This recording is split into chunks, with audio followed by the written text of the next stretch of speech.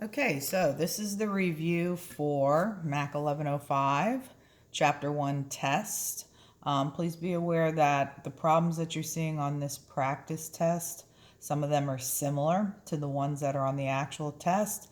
Other problems that are on the actual test may not appear on this practice test, but can be found in the section outlines that we covered in class. Okay, on to chapter 1, problem number 1. So in this problem, you are trying to provide the graph of y is equal to x squared plus 4.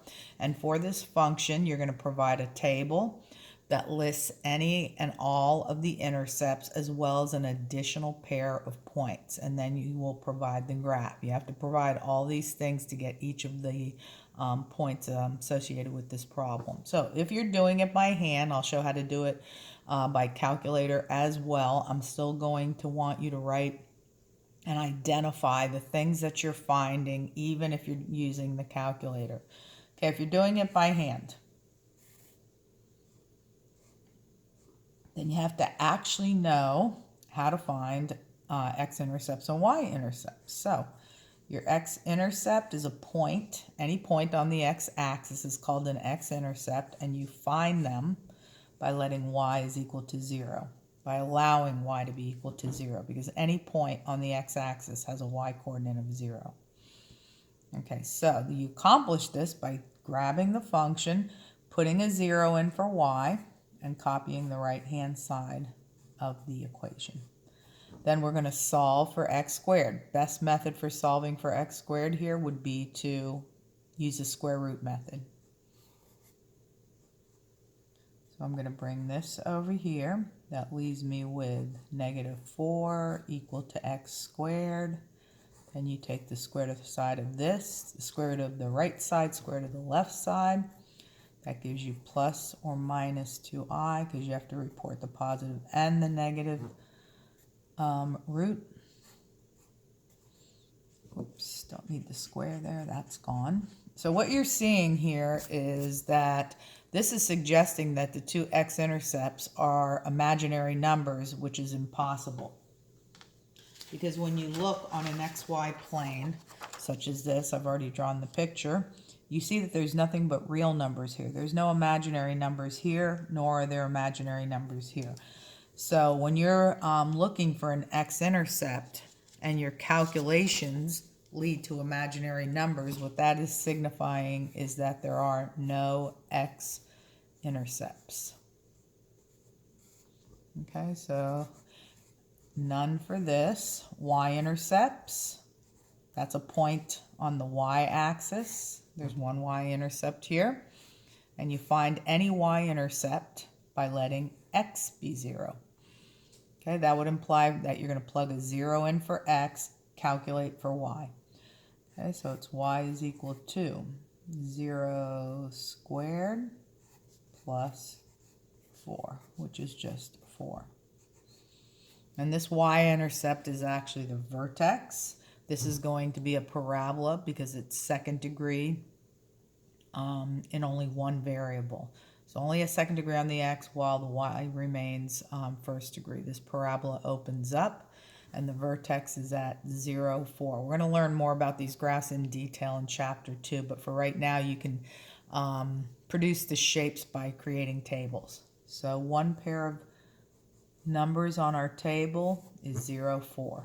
Then you're going to give me another pair of random points. And in the case of a parabola, everything revolves around this vertex. So if the vertex is at 0, 4, which is right here, I plotted this point. What I suggest for getting a pair of mirror images, that's these 2 points right here, is move a couple of spaces to the right. That'll be your x coordinate, because when you're finding an extra pair of points, you can choose whatever you want for x. So you can move all the way out here if you want, but then that's going to make your calculations much bigger. The numbers will be much bigger. And if I'm going to move to +2 in the x direction, I'm going to move to -2 in the x direction as well, because that's how you get the mirror images, by choosing same x value but with different signs. So I'm going to choose +2, plug it in, find the y partner, and negative 2. Plug that in and find the y partner again. This is your equation or your function. When you plug in positive 2 or whether you plug in negative 2, you're going to get the same thing. So I wouldn't bother doing the calculation twice. This is going to be 4 plus 4, which is 8. Okay, so when plugging in negative 2 or positive 2, you're going to get an 8. And you can fill those in on the table as well. And just these 3 pairs of points. Now, whether you do this by hand or by table, I want you to make comments about what is the x-intercept, and if you go and do it on the calculator and in your table you don't see any point at all that has a 0 for a y coordinate, then you're going to need to signify to me that you understand that the table in your calculator is signifying there's no x-intercepts. For the y-intercepts, you'd be looking for any point that has a x-coordinate of 0.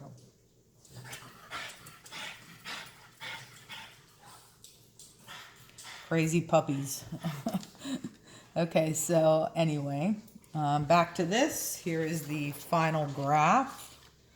This is 0, 4 for the vertex. Positive 2, 8, which you had on the table, is one of the random points I chose. I chose that x value myself. This is the mirror image. Negative 2, positive 8. Connect those points and you have a upward parabola. Okay, problem number 2. Okay, problem number 2 is a word problem. It is regarding an interest problem. You have money that you are going into the bank with, an amount of $10,000, and you're going to invest it in 2 different stocks that pay different amounts of interest. So just to get my information organized, I'm going to call one of my accounts stock 1, and then I'm going to call the other account stock 2. Okay, and I will signify next to each one. It doesn't really matter which one you assign the 6% to and which one you assign the 11% to, but I'm going to organize my information like this.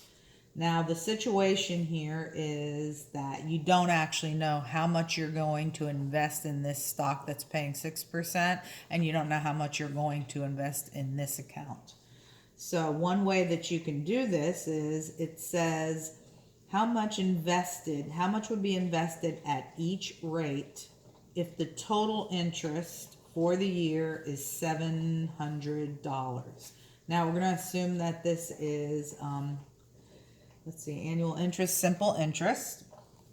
Interest formula is every time you want to find interest, whether you're doing it for this account or this account, it's principal, that's the amount that you're investing, times the rate, so the amount that's being invested at this particular rate, you multiply them together and then multiply by time. Now time in this case is 1 year because they said they want you to find out how much interest is produced annually. That means in 1 year. So really you can do the interest for this account as well as for this account by just multiplying principal times rate. Okay, so the amounts that we're going to use for principal, I'm going to call this one X, and then over here, if I want to stay with just one variable, I can take the entire $10,000 that the person walked into the bank with, take out the money that they dropped off at the 6% account, and this would stand for my principal. My principal that I'm investing in the 11% account. This would stand for my principal, the amount of money that I am investing in the 6% account. Okay, if you want to do interest for this account, at 6%, it would be the principal times the rate. Now, the rates have to be used as decimals. 0.06 is equivalent to 6%. And then here, principal times rate. And I know the formula says P times R, but it doesn't matter which of these you write first. When you're doing a product, you can write your rate first, and it's just typical to write the coefficient first, then the variable. Same thing here. You're going to do the interest for this account, which is the principal times the rate. And the rate for this particular account is 11%. Now, further into the problem, they tell you that the total amount of interest that this investor makes is $700. It's in the last sentence of this word problem. So total interest would imply that you're going to take the interest earned off of stock 1, add it to the interest earned off of stock 2, and that'll be total. So total interest is interest earned off of the 6% account. This is the money that he earns by investing here. And this is the money earned by investing some of his money in the other account.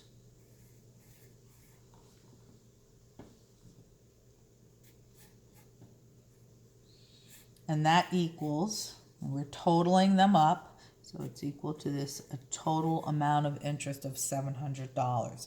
Then you're going to use your calculator to solve this. First move you would make is to multiply this times this. You're going to distribute to get rid of these parentheses. Drop the 0.06 down and distribute here. So 0.11 times 10,000 is $1,100. $1,100, and then 0.11 times negative x would be negative 0.11 times x, equal to 700. Continue solving by combining like terms, which would be this term and this term. So 0.06 minus 0.11 would be 0.05, and that would be negative because your bigger number is negative, so it's negative 0.05x. You can just enter that in your calculator, 0.06 minus 0.11, or do it in your head. Okay, so I've combined like terms. I still have the 1100, but I'm going to move the 1100 over here where the other constant is and combine those like terms. So 700 minus 1100 would be negative 400.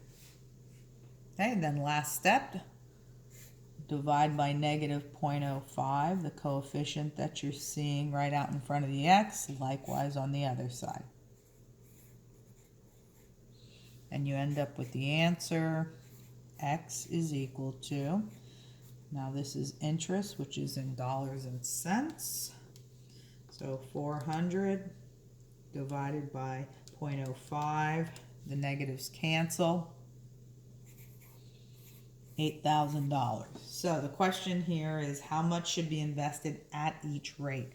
So 8,000 was invested in the 6% account, and he walked into, or the person walked into the bank with 10,000. So if he dropped off 8,000 at this account, then this one would be 2,000, because 10,000 minus 8,000, and then you get the other amount. Okay, that's the amount invested in each account. Problem number 2. Okay, on to number 3.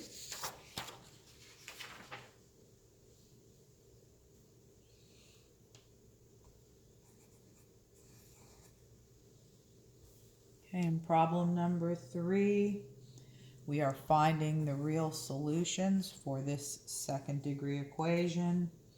We talked about several methods for solving these sorts of equations, second degree that is, and the ones that we concentrated on in class were factoring. We said that if it couldn't be factored, we could use quadratic formula, and then we also studied the method of completing the square. So these are all methods that you can use, and those are the ones that we've had so far in Chapter 1. Okay, so if you were going to try and solve this, let's see if that says by factoring. So you want to always, on the test, if a certain method is specified, then you want to show the steps for that. So one of the ways that I was talking about solving this, because there's various techniques that you may have seen as you learned how to solve second degree trinomials, 1, 2, 3 terms, with a leading coefficient that's bigger than 1. This is one of those techniques. Okay, and one of the techniques what you can do is split up this middle term. It starts like this. And then the problem would turn into factoring by grouping rather than just using what's called the guess and check method. So in step 1 of this method, you're looking for two numbers that multiply together to give you your A times C value. Remember that this is A, this is B, and this is C in the quadratic formula. Well, in this method, they're called the same thing. So when I multiply A times C, I get negative 40. So you're going to be looking, by knowing your times tables, two numbers that multiply to give you negative 40. But also, you should be able to add those two numbers to get the middle term. This is what starts off this particular procedure, which I'm not going to name it because it goes by various names. What you need to memorize are the steps. So as you think about the numbers that might work here, what you want to do is break this down into two numbers, any two numbers that multiply together to give you 40 until you come up with the numbers that would give you 3. Like for instance, 20 times 2. When you go to add these, combine these two numbers, 20 and 2, you are not going to get a 3. Okay, another way that you could do it is 10 times 4. That's also not going to work. That will multiply to give you 40, but whether you add those or subtract those, you're not going to get a 3. Okay, you could also break this down. You can break this 2 down into 5 times 2. So you can break any of these numbers down to come up with other combinations. So what I'm looking at right here is, let's see, if I recombine those, that would be 8 times 5.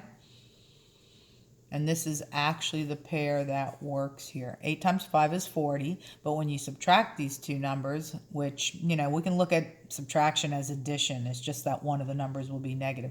These are the two numbers that would work. So I'm going to put the 8 and the 5 there to successfully decide which one's the negative and which one's the positive. Because if you're going to multiply to get a negative, one of these has to be negative. You actually decide that right here.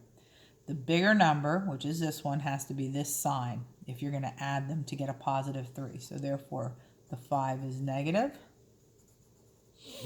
and the 8 is positive. Once you've found these two numbers, that's probably the hardest part of the problem. Now, some of you are very, very good with coming up with the two numbers right away, but for those of you that go through a few different scenarios until you find it, that's why I'm doing this like that for you. But if you think of this right away, it makes it that much shorter. Okay, just get the proper signs on the numbers, especially in the case where this last term is negative. Okay, so we're now going to stretch this polynomial out from 3 terms to 4 terms, because this middle term right here is going to be rewritten using these two numbers. So the front term is going to remain the same. The 3 is going to be replaced with 8x minus 5x. So you're just taking these numbers you found in step 1 and putting x's on them. Bring that negative 20 down. Now you have 4 terms, and you can finish the problem, the factoring of the problem, by grouping. You can group these two together, take out a 2x. 2x times x gives you 2x squared. 2x times 4 gives you 8x. Then you can go to the back two terms. A negative 5 can be taken out of those two terms as a GCF. Negative 5 times x, negative 5x. And negative 5 times 4 is negative 20. The idea when you're doing factoring by grouping is to get these expressions in the parentheses to match. That way you can go on for the final step in the factoring. And you can keep bringing the equal sign and the 0 down. Okay, final factored form in one of the parentheses, whether it's the front one or the back one, doesn't matter, is x plus 4. That's what's common to both of these terms here. And what goes in the other parenthesis is 2 x minus 5. Then you're fully factored, and you continue to do what the directions said, which is to find the solutions. So one of the solutions comes from this first degree expression, setting equal to 0 and solving it, and then the other answer comes from the other factor. These are called factors, these expressions that you're seeing in the parentheses. Okay, so you're going to solve both of those. This one is x is equal to -4 by the time you bring that over there. This one is going to be 2x equal to 5. Divide by 2, and you get x is equal to 5/2, or you can write it as 2.5. And you can write these in set notation, roster notation, which is -5, and this is 5/2. And those are your two solutions. Okay, going on to number 4.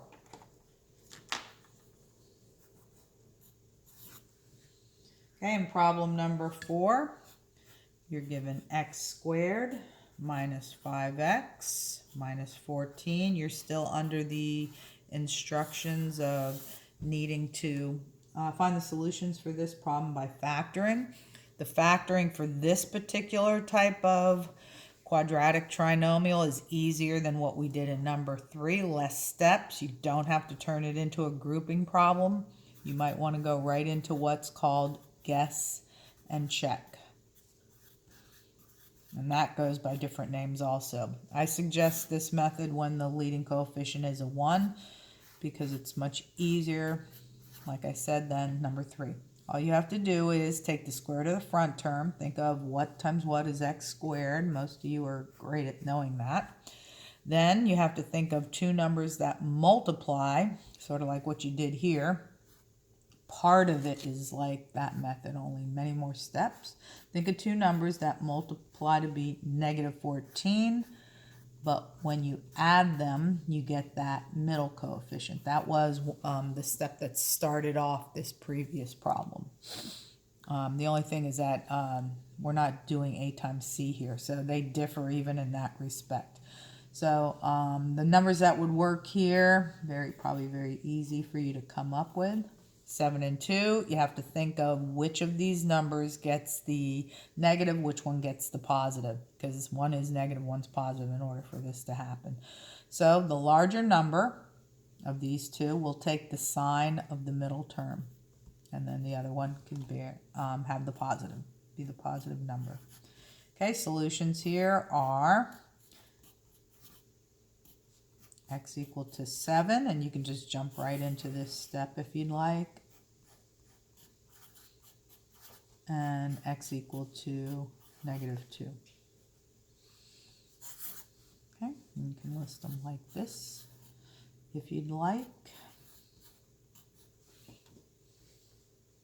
Okay, that's number 4.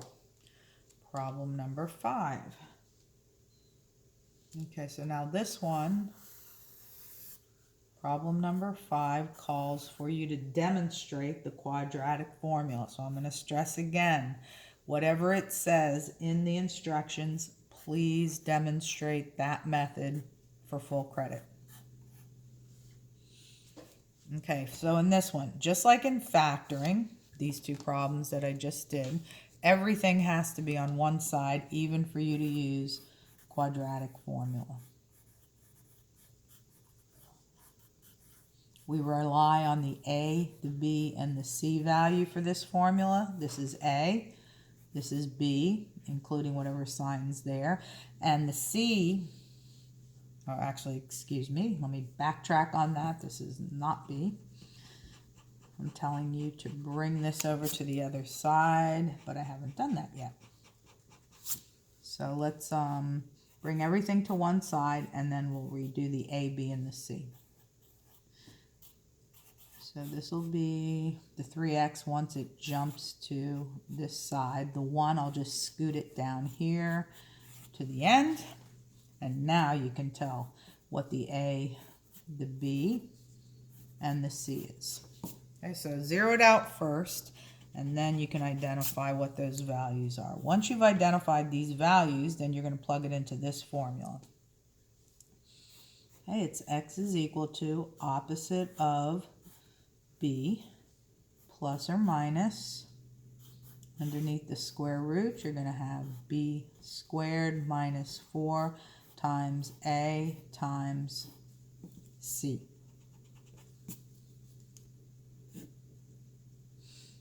So I'll write that up here so you can see what I'm doing. And then down here, it's going to be 2 times a. Okay, so plug in the values. And those values again, for b, you're going to use it here, which is -3, as well as here. Front two positions get filled in with the b value. Then the a value is the 4, which goes right there, as well as there. And then all the way down at the end goes the c value, which is the 1. And from there, you're just going to try and clean it up. So I'll do that up here. Opposite of -3 is +3, plus or minus. Inside the radical is 9. Minus 16. Okay, so it's 4 times 4 times 1 is 16. And then you are having a denominator of 8. 9 minus 16, when you continue with this, is 3. Plus or minus, and this is going to be -7 over 8.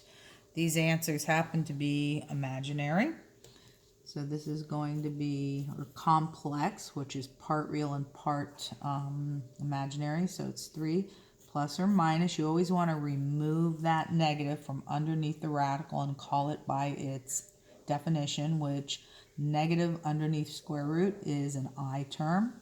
So this is going to be square root of 7. You cannot remove 7 from underneath the square root because there is no square root of 7. This portion right here is called I, which you can put in the front or in the back. Typically it is written in the back, over 8. And those are your two solutions. 3 plus square root of 7i over 8. And 3 minus square root of 7i over 8. That completes numbers 1 through 5, Chapter 1, Practice Test, MAC 1105.